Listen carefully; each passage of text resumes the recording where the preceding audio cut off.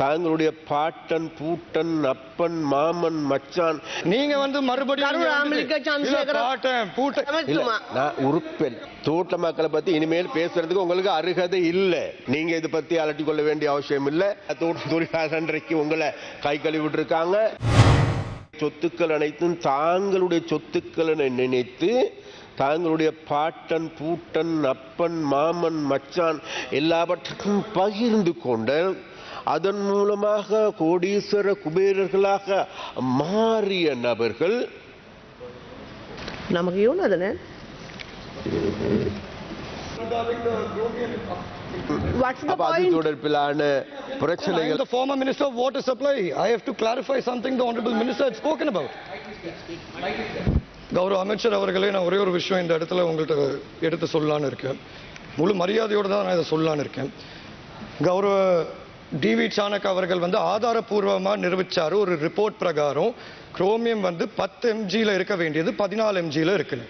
அதுக்கு கௌரவ அமைச்சர் வசந்த சமரசிங்க அவர்கள் நான் இன்னும் கொஞ்சம் நாட்கள்ல ஒரு நிமிஷம் நான் பேசி முடிச்சிடறேன்.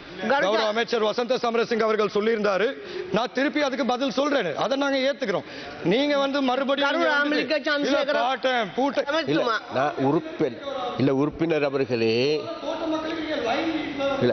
உறுப்பினர் அவர்களே தோட்ட மக்களை பத்தி இனிமேல் நீங்க தோட்ட மக்களை பத்தி இனிமேல் பேசுறதுக்கு உங்களுக்கு அருகதை இல்லை.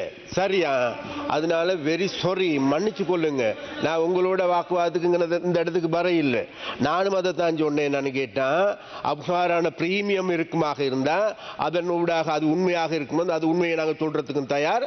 அதே நேரத்தில் அது அவ்வாறான ஒரு பீதியை எழுப்புகின்ற செயற்பாடுகள் முன்னெடுக்கப்படுகின்றது என்பதை தான் சுட்டி காட்டினேனை தவிர வெறுமனே சும்மா சும்மா இதுகளை பத்தி நான் சொல்றதுக்கு வரல. அதனால வேண்டி நீங்க இதை பத்தி அலட்டிக் கொள்ள வேண்டிய அவசியம் இல்லை. தோட்ட தொழிலாளர்களை பத்தி பார்க்கறதுக்கு நாங்க இருக்கிறோம். ஏண்டா தோட்ட தொழிலாளர்களுக்கு உங்களை கை கழுவிட்டு இருக்காங்க. ஏன்னா எங்க தோட்ட தொழில்துறை தோட்ட தொழில்துறை அமைச்சர் இருக்கிறார் இன்றைக்கு சமந்த வித்யாரத்ன. அவர்கள் அந்த வேலையை நல்ல முறையில் பார்த்து கொண்டு செல்லுகின்றார். அப்ப அதனால வேண்டி அது சம்பந்தமாக நீங்கள் வெறுமனே அலட்டிக் கொள்ள வேண்டாம் என்று நாங்கள் கேட்டுக்கொள்கின்றோம்.